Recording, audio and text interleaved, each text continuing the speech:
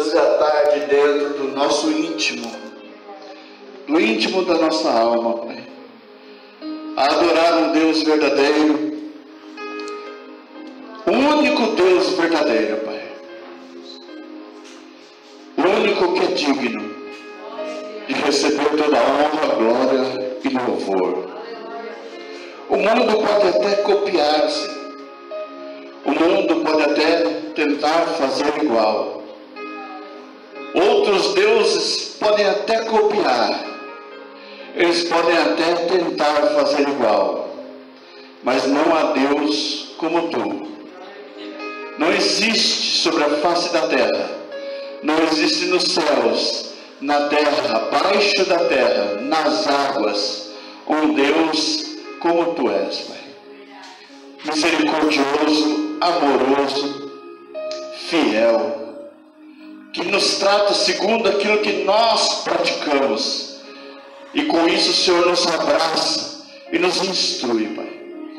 Recebe o nosso louvor nesta manhã, que o teu nome tenha sido glorificado, Pai, e que essa fumaça do nosso louvor tenha subido as tuas narinas como um cheiro suave, ó Deus, e que em resposta, Senhor, nós venhamos ouvir a tua voz aos nossos corações.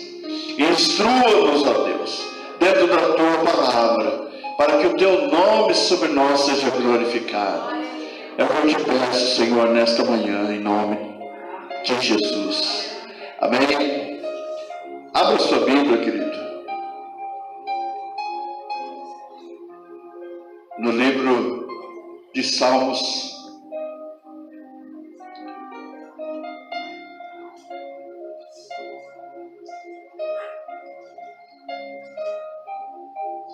capítulo 51,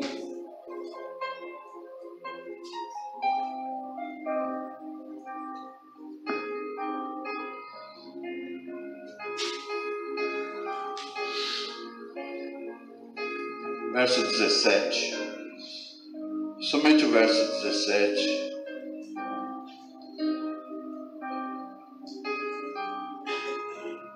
Aleluia.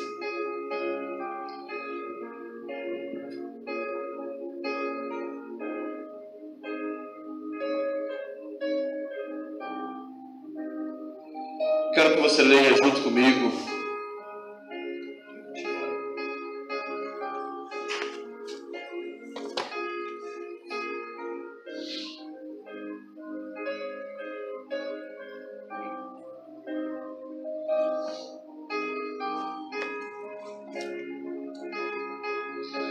Acompanhe, faça essa leitura junto comigo, amém? Vamos lá, verso 17 do Salmo 51.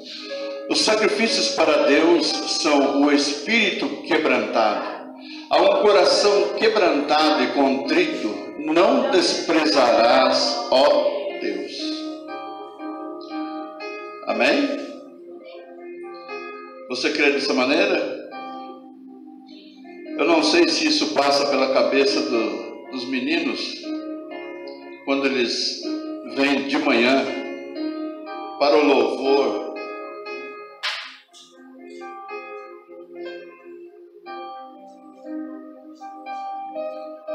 E às vezes vem a pergunta no coração deles: por que a gente tem que louvar antes da palavra? Por que nós temos essa prática? Por que nós nos colocamos dessa maneira? Por que a gente tem que levantar cedo? Por que a gente tem que trabalhar? Às vezes vem muitas perguntas ao coração do jovem, do adolescente, do crente que vem à casa do Senhor. Ah, mas por que tem que deixar tão alto? Como é que troca a trombeta? Baixo. Às vezes aquele que vai trocar a trombeta, ele precisa assoprar com sua maior força. E a trombeta significa o anúncio de alguma coisa que vai acontecer. A próxima vez que você ouvir uma trombeta nos céus, será o arrebatamento da igreja. Você está pronto para ser arrebatado? Amém? Você está pronto? Você vai para o céu? Vai para a glória? Eu creio. Estou me esforçando e muito para isso. Eu quero chegar lá na glória e o Senhor colocar sobre a minha cabeça a coroa da vitória. E eu quero que você esteja lá também. Não somente vocês, mas aqueles que fazem parte desse ministério, todos aqueles que já fizeram parte, todos aqueles que estão debaixo da nossa responsabilidade. Nós queremos, né, pastor? Mas só que isso é muita decisão pessoal. O prazer de Deus é nos levar para a glória. Mas tem muita gente que decide ficar por aqui mesmo. Eu quero dizer para você que a maneira como nós chegamos diante de Deus, por que nós louvamos? Se nós entrássemos na palavra direto, como está o nosso coração pela manhã? Às vezes nós viemos cansado, com sono, pensando em não vir, chegamos aqui, fala, ai meu Deus do céu, de novo, o corpo não corresponde, às vezes a gente tem vontade de voltar para trás, às vezes a gente começa discussões dentro de casa, começa situações dentro de casa para nos fazer desistir de vir, e quando chegamos aqui, nós chegamos desse jeito, exatamente assim, atribulado. E na hora do louvor, é o louvor que começa a trabalhar na nossa alma, para deixar a gente um pouquinho mais tranquilo e em paz, para que a gente comece a deixar as coisas que estão do lado de fora, aquelas que estão ocupando o nosso coração, a gente deixar diante de Deus, e colocar a nossa vida diante do altar do Senhor, e aí a gente começa a se soltar. Às vezes a gente diz assim, às vezes parece que a gente está meio engessado, é porque nós não nos preparamos para estar na presença de Deus, porque nós achamos que as coisas são todas automáticas. E esse salmo, esse versículo, ele fala sobre um coração contrito e quebrantado não despreza o Senhor. Quantos de nós já não arrumamos formas e jeitos de nos aproximarmos de Deus? A minha pergunta para você hoje de manhã, nessa manhã, é: você acha que o jeito que você fala com Deus agrada a Ele? Se nós observarmos as atitudes do passado, existiam pessoas que elas queriam a todo custo tocar em Deus. Repita comigo, eu quero tocar em Deus. Mas qual é a melhor maneira da gente tocar em Deus? E quando nós tocamos, nós queremos chamar a atenção de Deus para nós. Uma criança pequena, quando ela quer chamar a atenção, o que ela faz? Ela chora. O adolescente, quando quer chamar a atenção dos pais, o que ele faz? Ele grita, resmunga, reclama. O adulto, quando ele quer chamar a atenção de outro adulto, o que ele faz? Emburra, embica, surta. Ele quer chamar a atenção, eu quero que você olhe para mim. Isso é dos dois lados, tanto o homem quanto a mulher.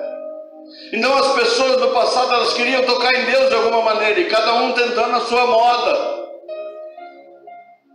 Quando você entra numa igreja evangélica, você não vê imagens, porque as pessoas têm a necessidade de tocar,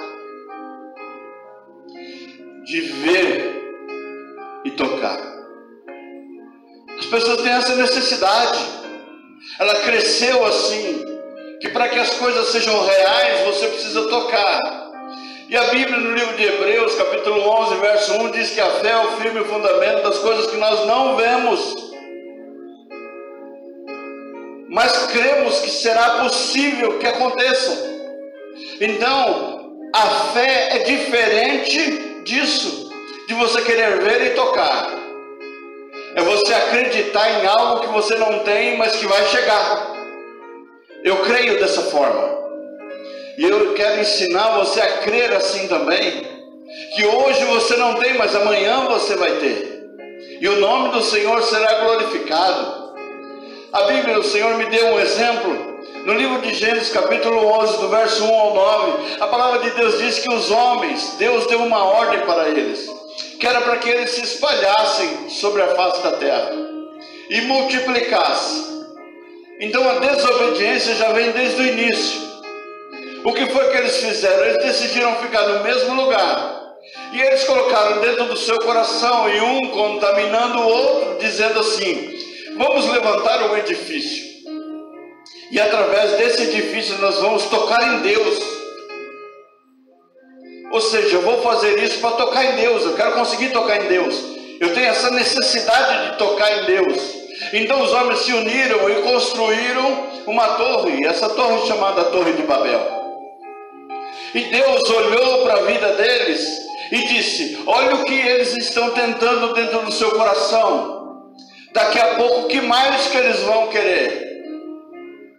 Se você voltar um pouquinho no início, no princípio de tudo, Deus disse para Adão: de todas as árvores do campo pode comer do fruto, dessa daqui não. O ser humano, ele tem por hábito de querer fazer aquilo que é contrário à vontade de Deus. Deus diz: vai por esse caminho que é estreito e espinhoso, mas conduz à vida eterna. Ele decide ir pelo largo e espaçoso que leva à perdição. Ou seja, o homem já entrou dentro do seu coração o desejo da desobediência. Se Deus falou que é para fazer assim, eu vou fazer o contrário. Se Deus falou que é para ser santo, eu quero pecar, eu quero fazer o contrário. Só que a recompensa, ela não cai sobre Deus, ela cai sobre nós. E esses homens construíram uma torre que a sua altura chegava a 62 metros de altura. E naquela época se tornou o prédio mais alto. Então o Senhor, ele olhou para aquilo e falou assim: não é bom isso aí, não é bom essa situação. E a Bíblia diz que todos eles falavam a mesma língua. Então vamos dizer assim, que se o historiador diz que todo, até Adão, chamava Eva e conversava com Eva em hebraico, então quer dizer que toda a humanidade falava hebraico. Quando eles construíram aquela torre, para que aquilo não permanecesse, o Senhor trouxe uma confusão no meio deles. E qual foi a confusão que Deus trouxe? Línguas diferentes, idiomas diferentes. E a partir dali eles não se entenderam mais. Então não tem mais como você combinar algo com quem não te entende. Repete comigo: não tem como você combinar algo com quem não me entende. Não tem. Você está me entendendo? É difícil você tentar algo com quem não compreende, com quem não entende. É como se a gente tivesse que levar direto uma criança, quando ela não quer ir num lugar, e você leva, ela vai à força, mas ela não entende o que significa aquilo ali. Então ela quer parar. Eu estou falando da criança porque serve para nós esse exemplo. Então Deus, ele trouxe essa confusão de línguas, idiomas, espalhou eles por toda a face da terra, e nós somos descendentes de alguém, de algum desses. Se nós puxarmos a história, nós estamos lá. Amém? Então a maneira como eles queriam tocar em Deus era construir algo o mais alto possível. E eu pesquisando ontem, eu vi um maior prédio do mundo. Ele mede 828 metros, 160 andares. Se com 62 metros eles não conseguiram tocar em Deus, com 828, 1 quilômetro de altura, também não conseguiram tocar em Deus. Porque não é assim que se toca em Deus, querido. Não é desta forma que se toca em Deus. O Senhor, ele vem nessa manhã para nos instruir de uma forma diferente de como tocar em Deus. Não é de qualquer maneira. não é com o nosso coração cheio de ira, não é nós lançando palavras. A palavra de Deus diz em 2 Crônicas que Salomão, ele recebeu algo do Senhor pelo simples fato de não desejar a morte do outro. Ele falou: porque você não desejou a morte de ninguém. Então tem bênção se você não desejar a morte. Aquela pessoa que faz o mal para você, você fala: tomara que morra. Deus não se agrada disso. Fez o mal para mim, então agora ela tem mais é que morrer mesmo. O teu desejo é ver a morte dela. Então Deus não se agrada disso. Às vezes perecemos por causa disso. A palavra de Deus diz que se nós estamos buscando uma forma de tocar em Deus, o Senhor, ele se incomodou com o povo de Israel. No livro de Gênesis capítulo 3, a palavra de Deus fala que o povo estava cativo. Mas por que ele estava cativo? Amém? Você está me ouvindo? Amém? Está dormindo ainda não, né? Por que eles foram cativos? Por causa da necessidade. Quando você vê a história de José, José recebeu no seu palácio o seu pai, sua mãe, seus irmãos e 70 pessoas em caravana. E aquelas pessoas entraram no Egito. Repete comigo: 70 pessoas entraram no Egito. Agora saíram do Egito 3 milhões de pessoas. Repete comigo: 3 milhões de pessoas. Veja como o povo se multiplicou. 70 pessoas entraram, 3 milhões saíram. Veja a proporção do crescimento. E a palavra de Deus diz que eles cresceram em números e se tornando uma grande nação dentro do Egito.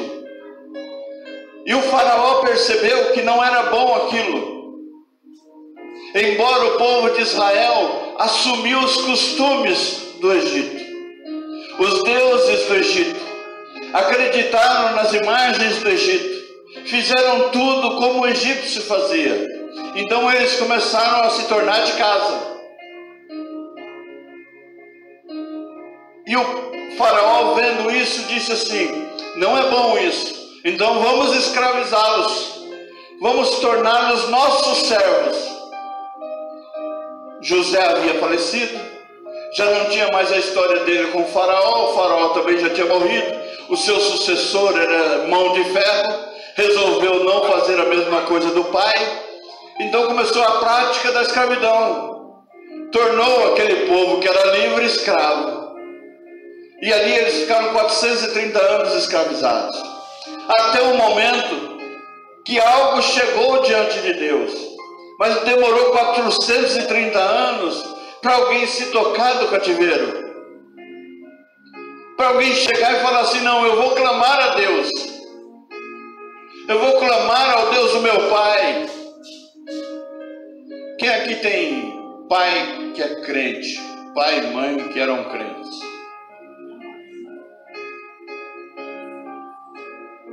Às vezes nós olhamos assim e falamos: a nossa descendência, meu avô era pastor, meu pai era pastor, hoje eu sou pastor, eu tenho sobrinhos pastores. Então eu olho, mesmo passando por esta aflição, mesmo passando por essa aflição, eu olho, eu me lembro do Deus do meu pai, do Deus do meu avô. Aquele povo poderia nesse momento estar pensando no Deus de José, no Deus de Abraão, no Deus de Isaac, no Deus de Jacó. E algumas pessoas começaram a buscar a Deus, ao ponto de isso chegar aos ouvidos de Deus. E quando as nossas orações chegam aos ouvidos de Deus, é porque algo diferente está acontecendo. Como é que nós vamos conseguir mover a mão de Deus em nosso favor? Como é que nós vamos conseguir mexer com o sentimento de Deus? Se Ele é justo, misericordioso, longânimo, Ele conhece os meus passos, Ele conhece as minhas palavras, Ele conhece a minha vida, como que eu vou conseguir tocar os seus sentimentos e fazer com que Ele se volte para mim? Olha que coisa interessante, quando o filho é pequeno, o pai sempre chama o filho quer sempre estar próximo ao pai. Depois que o filho cresce, ele não quer nem segurar mais na mão do pai, não quer nem ficar perto, ele acha desagradável a presença do pai, o jeito do pai, mas quando é pequeno ele quer ficar no colo do pai o tempo todo, e quando cresce ele despreza o pai, despreza a mãe também. Aí nós vamos dizer assim, não, mas isso é normal. Não, não é normal, isso é mal agradecido. Mas isso é normal na sociedade. É isso que exatamente acontece. Aí nós olhamos para Deus, como é que nós tratamos a Deus? Não, agora eu já sou crente mais velho, não preciso mais jejuar, não preciso mais orar, não preciso mais buscar a Deus, eu não preciso mais de Deus, vai deixar que eu vou sozinho.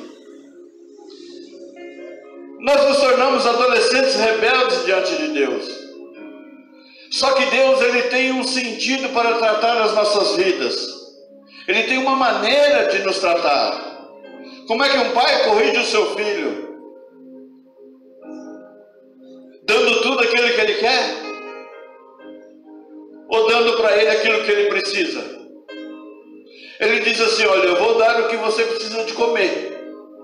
Aqui o arroz, o feijão, a carninha, você não merece não, mas eu vou dar uma carninha para você, uma linguicinha, você não merece, está mal criado, mas eu vou dar, porque eu sou seu pai. Aí quando ele fala assim, pai, me dá um celular, não. Pai, me dá um computador, não. Pai, me dá uma bicicleta, não. Pai, me dá uma calça, você está precisando? Se estiver precisando, eu dou. Mas é a sua necessidade. Aquilo que é para sua... Pai, me dá um batom?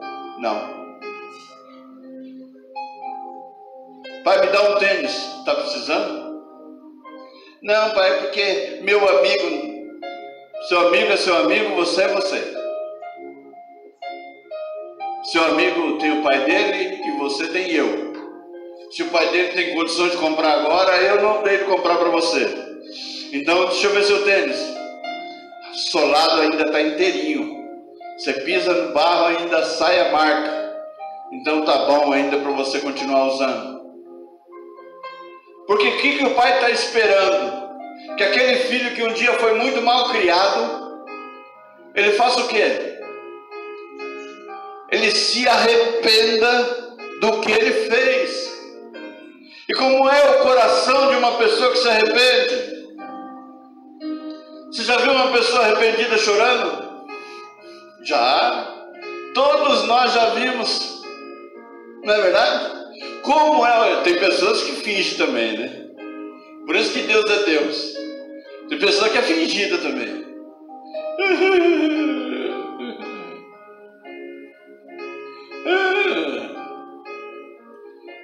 Nós, no meio evangélico, chamamos de espírito de autocomiseração.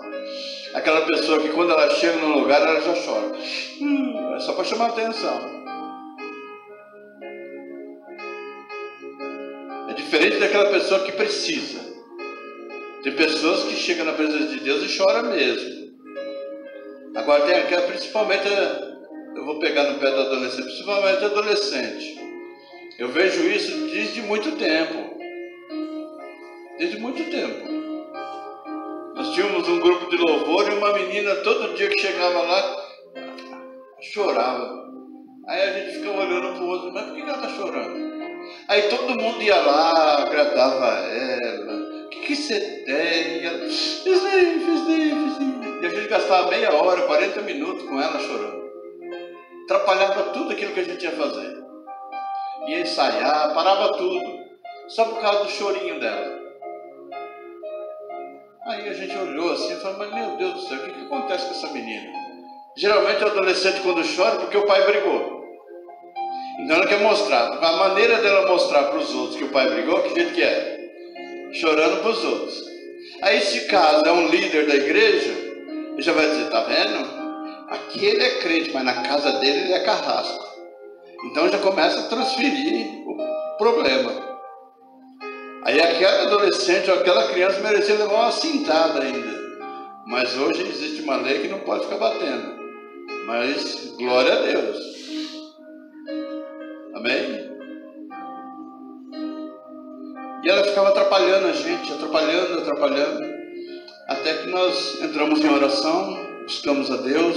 Deus deu discernimento. Nós conseguimos ministrar ela, conseguimos orar junto com ela. E acabou o problema.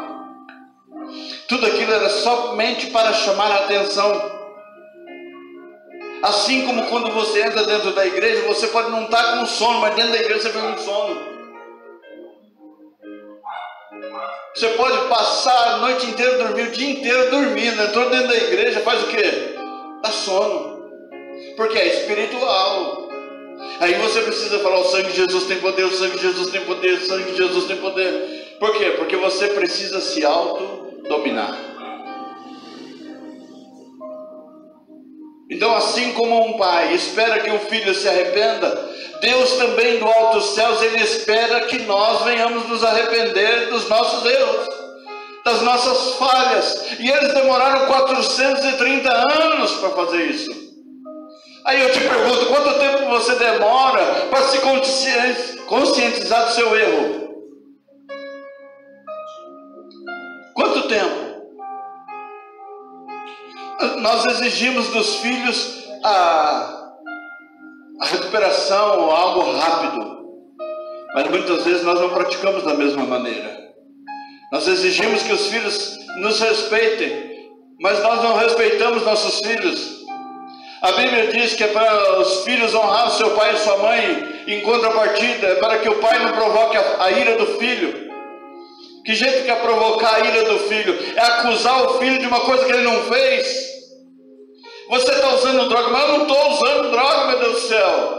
Mas você está usando, você está andando comigo, mas porque está andando, não está usando. Embora a Bíblia diz que as más companhias corrompem os bons costumes, a Bíblia está dizendo isso. Então nós temos que tomar cuidado com quem andamos, os jovens com quem anda. Porque de repente acontece alguma coisa, sobra para você e não sobra para os outros. Nós é que temos que ser vigilantes. Então Deus, Ele quer o que de nós? Arrependimento. 430 anos foi o tempo que aquele povo demorou para buscar a Deus.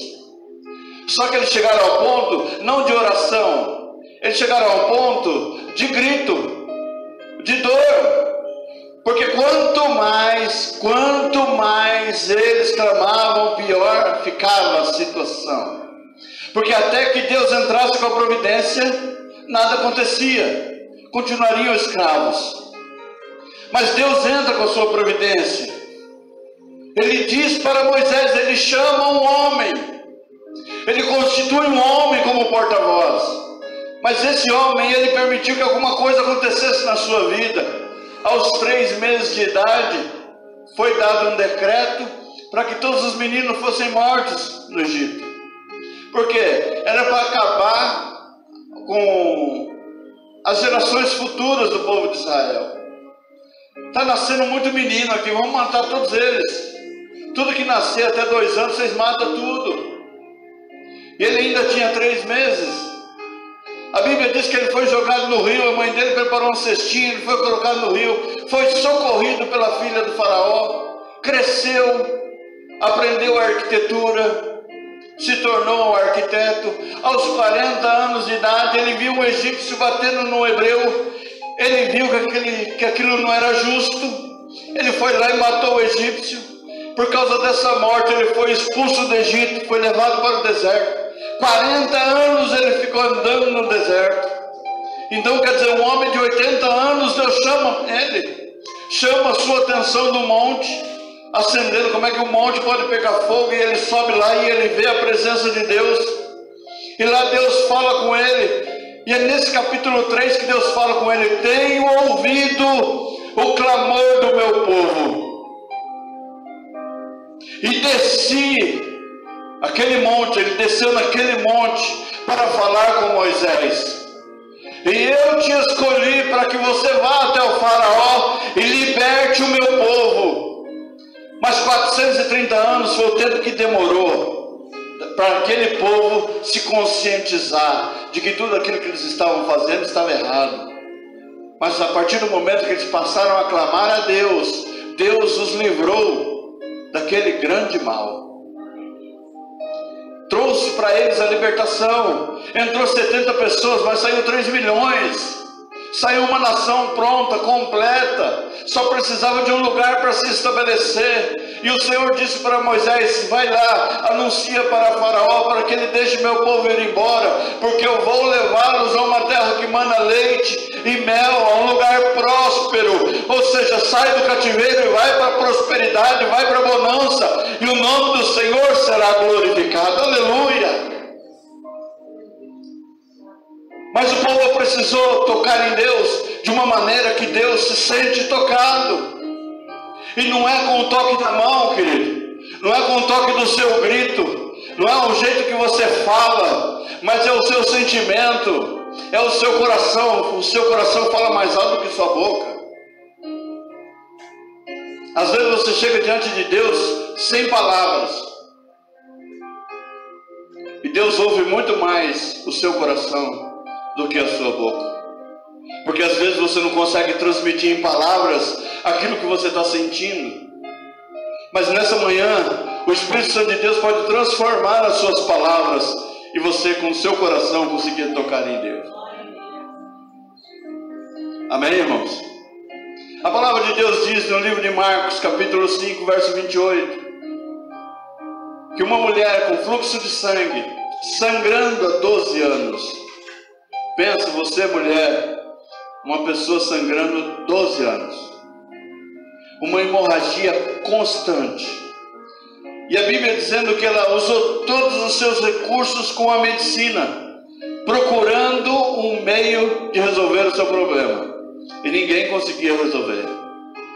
12 anos sangrando, o que vem? Anemia e fraqueza. Não tem mais força nenhuma para conseguir dar um passo. E a sociedade da época, a mulher que sangrasse dessa maneira, ela era rejeitada, ela era ignorada e ela era isolada. Então você pensa, uma pessoa sangrando durante 12 anos, isolada, o que vai acontecer com ela? Aguardando o quê? A morte. A sociedade da época esperando a morte dela. Então às vezes, querido, nós nos colocamos dessa maneira. Enquanto nós estamos padecendo necessidade, observe uma coisa. Eu quero dizer isso para você, não sei se eu estou ensinando isso para você, se você já passou, se você vai passar ainda. Você já passou por uma situação tão difícil, que todas as pessoas à sua volta se afastaram?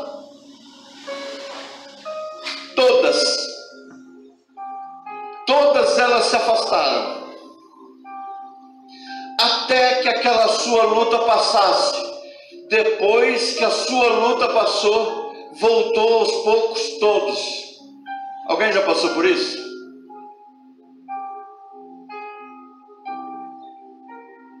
A impressão que dá é que eles estavam esperando que a gente morresse naquela situação. Ou eu não quero ficar perto dele agora, perto dela agora, porque senão vão dizer que eu sou igual. Você vai no hospital visitar alguém, ou então você vai andar com uma pessoa, cuidando de uma pessoa, vai dizer: não, você está igual a ela. As pessoas têm o hábito de abandonar as outras na hora da adversidade. Se você ainda não passou por isso, eu não profetizo sobre a sua vida que você passe, porque é muito duro, é muito ruim, porque as pessoas esperam que o empresário que ele feche, a igreja seja fechada. É isso que as pessoas aguardam. Por que as pessoas não querem estar junto? Porque eu não quero participar disso. Se quebrar, a culpa não é minha. Eu participei de uma igreja, Bethsaida, aonde eu vi os pastores, o pastor Edson. A maioria dos irmãos da igreja, quando ele assumiu a igreja, as pessoas começaram a sair da igreja. E todos eles terminavam o culto, era uma fila de pessoas para conversar com ele, para sair da igreja. E era uma igreja que tinha quase 1000 pessoas. Quando nós saímos daquela igreja, tinha mais ou menos 200 pessoas. Saiu muita gente, porque ele tinha dentro do seu coração um chamado diferente dos outros pastores. Ele ensinava a Bíblia, ele tinha um ministério, tem um ministério de ensino. Ele ensinava, e pelo fato dele conhecer muito, de saber muito, ele exigia muito. Quanto mais a gente conhece, mais vai ser requerido de nós, e mais a gente precisa exigir, mais a gente precisa ensinar. E muitas coisas que os outros pastores liberavam, ele não liberou. Muitas coisas que os outros faziam, ele disse aqui não. Por causa disso, você pensa, 80% da igreja foi embora. 80% da igreja foi embora. Deixando ele com um galpão de 30 por 30 de largura. 900 metros quadrados, 1000 metros quadrados. Para 200 pessoas, um pinguinho de gente. Todos fugiram. O pastor presidente falou, eu tenho que cuidar das minhas coisas. Os outros pastores deu cada um uma igreja. E todos foram embora. E aquele pastor permaneceu ali sozinho. E toda vez que eu via aquilo, eu olhava e dizia dentro do meu coração, repete comigo assim, ó, não tenho nada a ver com isso. De novo, não tenho nada a ver com isso.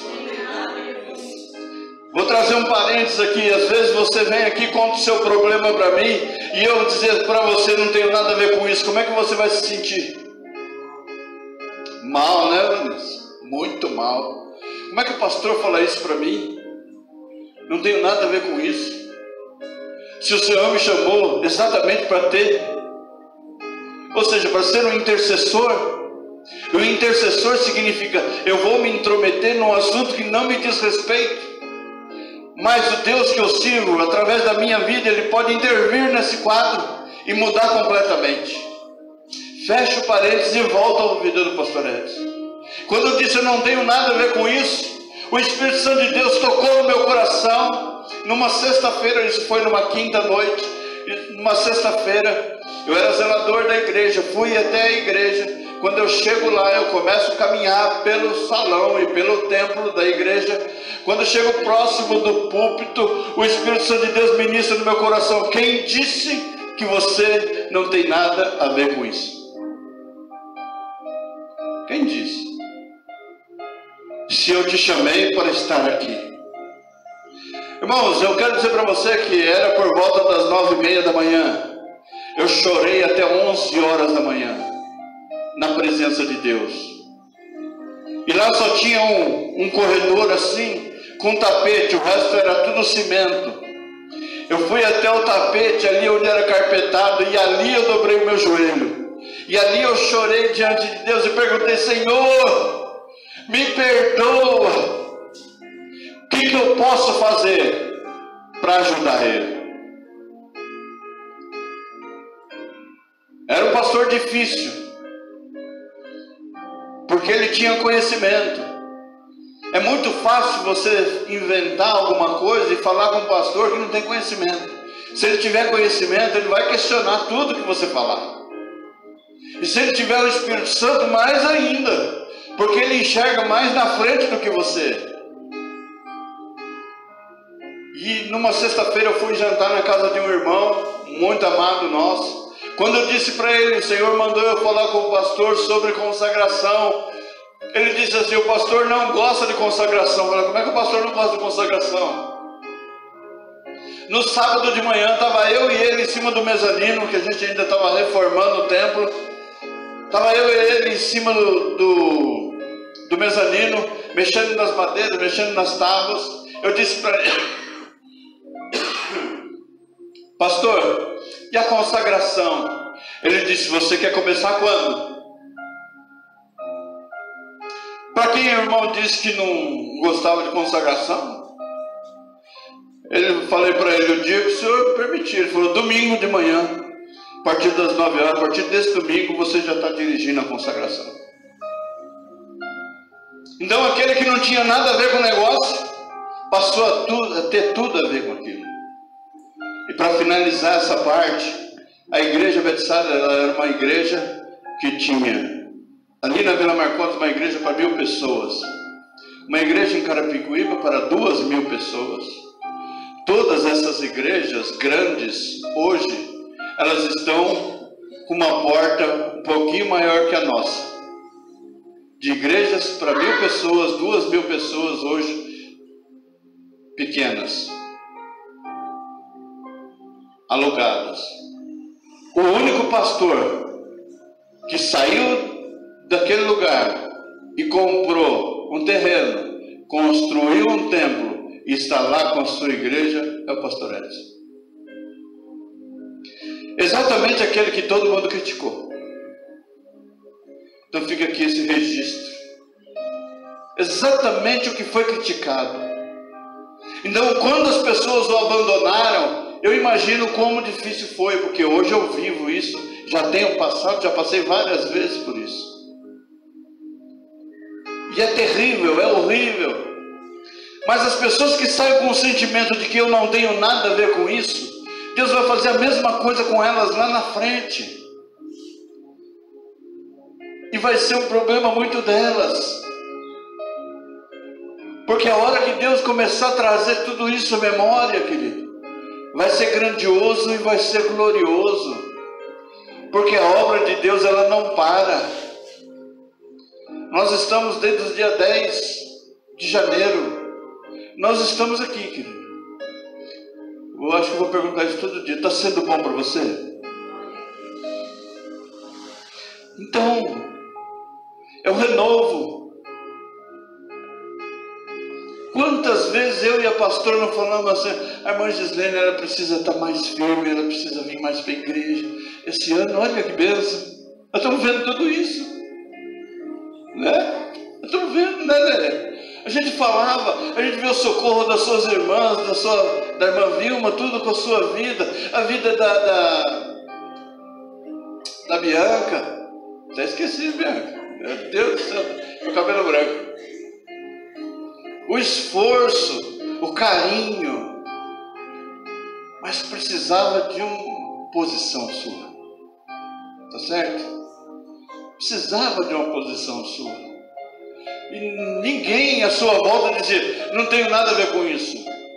A última cena que eu vi da sua vida, para mim, foi triste. Foi muito triste. Muito. Falei: Jesus, eu até subi, não sei se você lembra, que eu estava aqui embaixo na igreja, eu subi para orar por você lá em cima. A irmã Vilma estava? Então um dia que você saiu... Não, um dia que ela saiu num carro vermelho. Isso daí eu quero trazer à memória. Aquele dia foi muito dolorido. Mas sabe quando você não consegue tocar com a sua mão? Você só consegue tocar se for no céu. Não tem outra maneira. E eu me recordo que eu fui até você, que eu ungi você. Aquele dia eu ungi você. Eu falei: Senhor, o Senhor pode. Porque a gente olha para o quadro e fala assim: Senhor, só a tua misericórdia, o teu amor para abraçar bem gostoso e trazer de volta. E trazer um renovo. E hoje de manhã, não é hoje, desde o dia 10 de janeiro, eu estou vendo o seu esforço, a sua caminhada, a sua vinda, e o que é mais bonito, suas ovelhas tudo junto.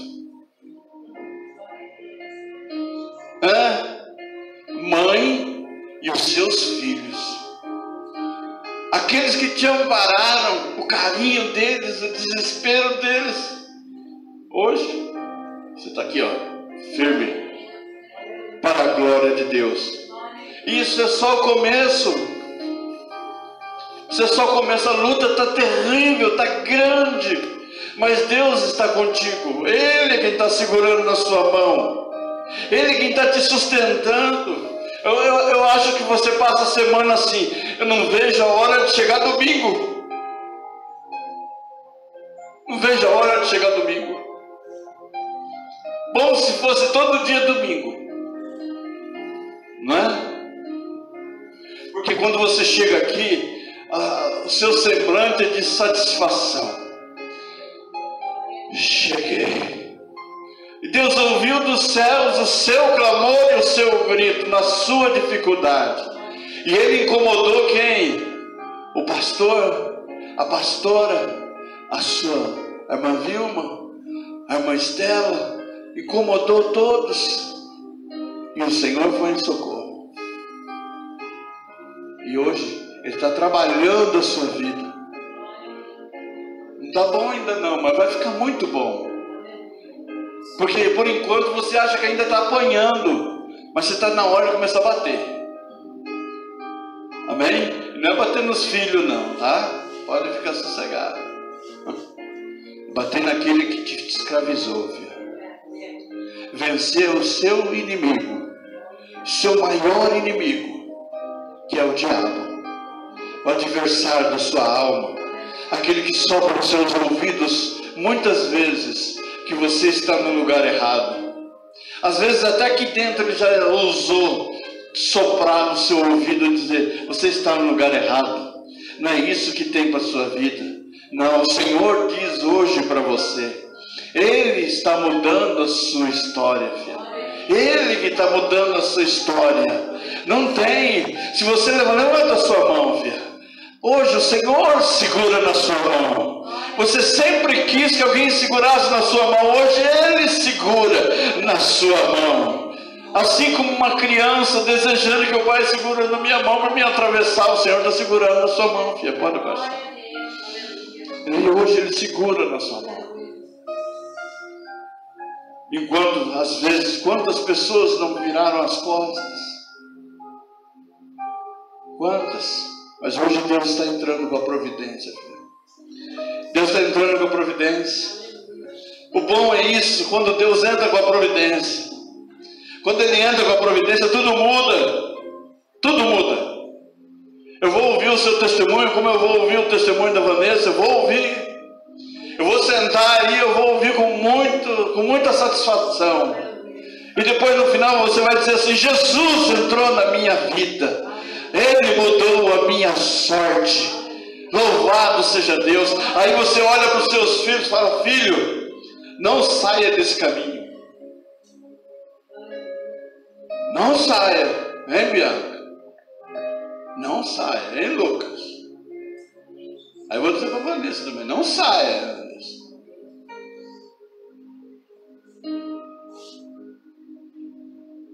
Henrique, não saia. Amém? Você veio para a igreja porque sua mãe chamou ou porque você quis?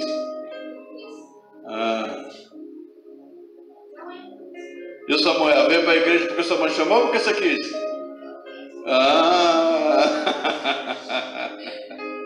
Depois eu pergunto para sua mãe se é verdade. Amém? Então, às vezes há desprezo, como aquela mulher no fluxo de sangue que eu estava dizendo. Desprezada, ignorada, fraca. Mas ela determinou algo dentro do seu coração. Ela decidiu tocar em Jesus. Repete comigo: ela decidiu tocar em Jesus. 12 anos, não precisa repetir, 12 anos com fluxo de sangue, 12 anos sangrando. Ela decidiu sair da sua casa, porque ela ouviu falar que Jesus estava passando por lá. E quando Jesus passa por algum lugar, querido, significa: essa é a minha chance, essa é a minha grande oportunidade. Ela saiu da sua casa mesmo fraca. Ela entrou no meio da multidão, aonde Jesus estava, no meio da multidão. E ela decidiu se curvar diante de Jesus. Ela se curvou, ela se abaixou para poder tocar o manto de Jesus Cristo, para tocar nas suas vestes. E quando ela toca nas suas vestes, Jesus, ele para a multidão, ele para tudo e chama a atenção dos seus discípulos, dizendo para eles: alguém me tocou.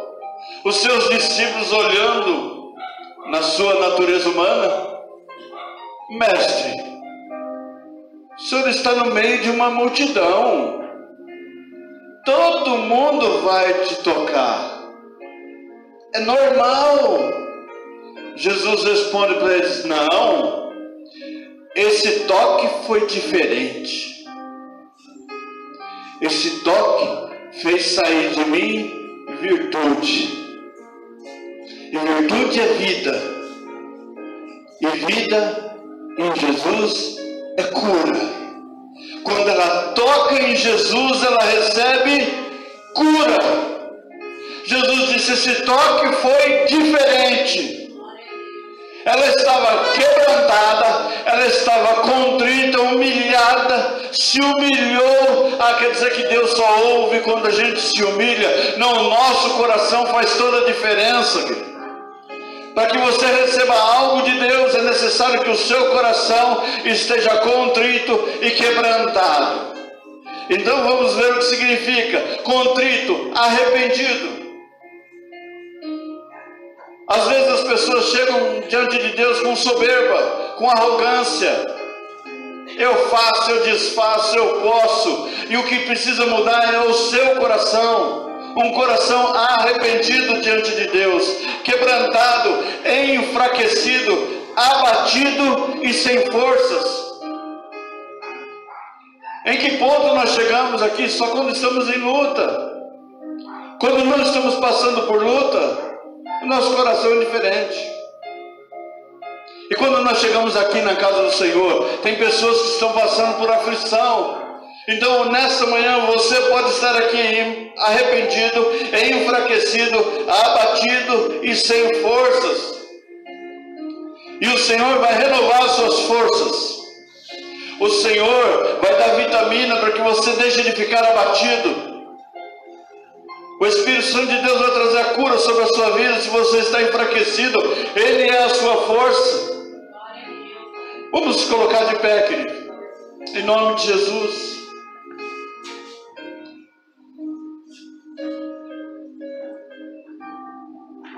O toque daquela mulher foi diferente. Às vezes nós vamos até uma igreja e falamos assim: o pastor vai orar por mim. Por quê? Porque o pastor, ele tem intimidade com Deus. E o Senhor também te convida a ter intimidade com Ele. Assim como eu sou filho de Deus, você também é. Que filho que não tem intimidade com seu pai? Amém? Então vamos ter intimidade. Intimidade com Deus. Por isso que eu estava falando aqui na hora do louvor, às vezes parece que nós estamos meio engessados. É porque às vezes eu vou chegar aqui, eu vou cantar mais alto, o que o pastor vai falar? Mas o pastor não tem que falar nada. O pastor está fazendo tudo isso exatamente para você ficar à vontade. Viu, Vanessa? Eu quero que você fique à vontade. Você não veio quarta-feira, mas não importa. Hoje Deus deu uma nova chance. Hoje você está aqui, filho, glória a Deus. Você não pode vir na quarta, mas hoje você está aqui, glória a Deus. Vamos adorar a Deus, fique à vontade, o pastor estava te esperando. O Lucas chegou, glória a Deus, eu estava esperando. Bianca chegou, eu estava esperando. A irmã Vilma demorou um pouquinho, eu estava esperando quando ela chegou. Quando eu olhei para trás, a irmã Vilma estava ali, falei: glória a Deus. A gente está esperando, Deus está esperando. Deus está esperando a nossa palavra, o nosso arrependimento. Às vezes nós precisamos passar por cima de muita coisa para poder estar aqui. Então quando chegamos aqui, nós temos que aproveitar o máximo. Quem aqui sabe orar? Sabe orar? Sabe? Você Você tem vergonha? Tem. Eu também tenho. Eu tenho vergonha de tudo que eu faço. Sou tímido. Sabe orar, Vanessa? Sabe? Mas é do seu jeito. Não tenta copiar eu. Tenta me copiar. Por que o pastor ora desse jeito? Porque são 27 anos de intimidade. E no começo era do mesmo jeito de vocês. Era tímido, minha esposa do lado, ela orando. Você já ouviu ela orando? Quando eu conheci ela, já orava. Então eu vou dizer assim.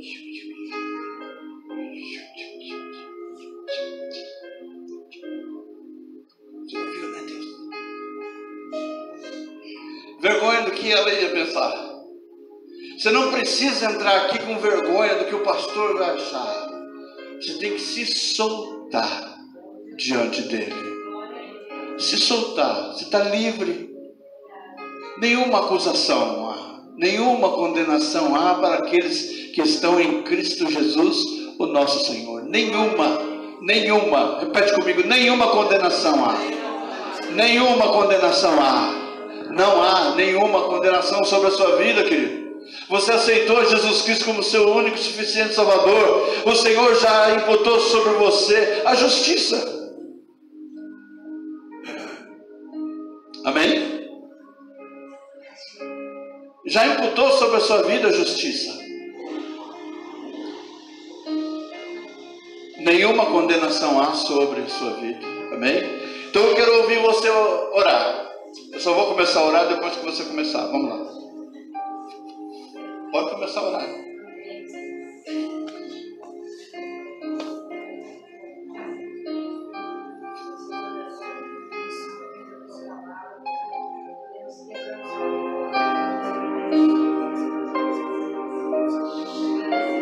Aleluia, Jesus.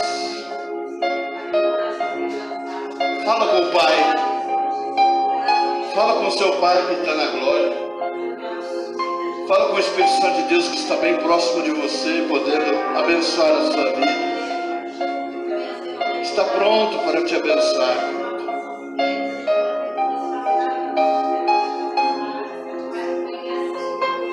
Abençoa, Jesus. Abençoa, Deus. Abençoa, Senhor amado, a tua igreja. Fale com o teu Pai. Fale com o Senhor teu Deus. Não sei se você vai usar o exemplo do povo de Israel no Egito. O seu clamor, o seu grito, a sua aflição. Eu não sei se você vai usar o exemplo daquela mulher com fluxo de sangue, desesperada, pronta para a morte. E o Senhor Jesus Cristo trouxe para ela a vida. Clame ao Senhor, clame ao Senhor. Busque a Ele. Apresenta a Ele o seu pedido da sua maneira, como você quer. Do seu jeito, meu irmão, minha irmã, é do seu jeito. É da sua moda, da sua maneira de falar com Deus. Nessa manhã, fale você com Deus e Ele vai te ouvir, Ele está te ouvindo. Seus ouvidos estão atentos a este lugar, pronto para ouvir a sua oração, querido. Pronto para ouvir a sua oração. Você falar com Ele, fala para Ele da sua dor, fala para Ele da sua aflição, da sua dificuldade, da sua fraqueza. Peça para que Ele fortaleça a sua parte mais fraca, o seu ponto mais fraco. Deus Todo-Poderoso, nesta manhã, ó Deus, nós, Senhor amado, rogamos a Ti, ó Deus, a Tua misericórdia e o Teu favor, Pai. Socorre-nos, ó Deus querido, num tempo difícil, num tempo, Senhor amado, de muitas mortes, num tempo, Senhor amado, de muita aflição, de muita fome, num momento, Senhor amado, de muita dor, Pai, em família, entre amigos, ó Pai. No momento, Senhor amado, em que vidas não dão a mínima importância para Ti, Pai. Eu quero clamar, Senhor amado, que o Senhor faça diferença sobre esta nação, sobre este estado, sobre esta cidade e sobre essas famílias que estão aqui, Pai. as nossas famílias que carecem da tua presença, que carecem, Senhor amado, do seu amor, do seu socorro. Pai amado, nós carecemos da tua presença, carecemos, Senhor amado, do teu amparo, Senhor amado, do teu afago. Carecemos, Senhor amado, da tua provisão, carecemos, Senhor amado, de tudo, Pai. Precisamos de ti, Senhor amado, urgentemente. Aqueles que têm autoridade estão oprimindo o teu povo, Pai.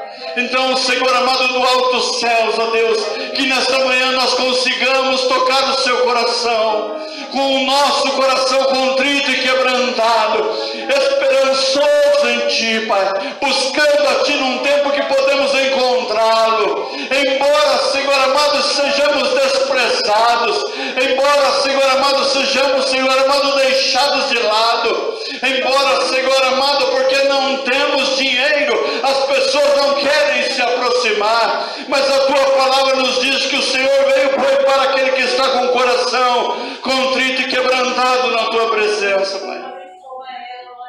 Senhor amado, há um Deus que pode todas as coisas, há um Deus que pode suprir as necessidades daqueles que aqui estão, um Deus que pode fazer toda a diferença no seio da família, um Deus que pode libertar de todo o mal, Pai, para que o teu nome seja engrandecido.